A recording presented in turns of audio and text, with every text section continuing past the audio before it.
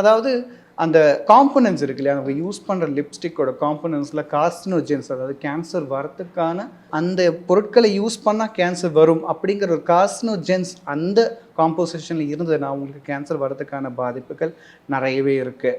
Colouring ஏஜென்ட்ஸ்னால இருக்கலாம், ப்ரிசர்வேட்டிவ்ஸ்னால கூட உங்களுக்கு கேன்சர் வரதுக்கான வாய்ப்புகள் கண்டிப்பாக இருக்குது. சார் ஹெச்பிவி இன்ஃபெக்ஷனுக்கும் கேன்சருக்கும் ஏதாவது கனெக்ஷன் இருக்கா சார்? கண்டிப்பாக இருக்குது. ஹெச்பிவிங்கிறது ஹியூமன் பாப்பிலோமா வைரஸ். இந்த வைரஸ்னால கூட கேன்சர் வரதுக்கான வாய்ப்புகள் இருக்குது. இது வாயில் மட்டும் இல்லை, பிறப்புறுப்பில் கூட, அதுவும் ப்ரிடாமினெட்லி விமெனுக்கு ஹெச்பிவி வைரஸ்னால கேன்சர் வரதுக்கான வாய்ப்புகள் இருக்குது. இது எதனால் வரும்னா, it is one of the sexually transmitted disease.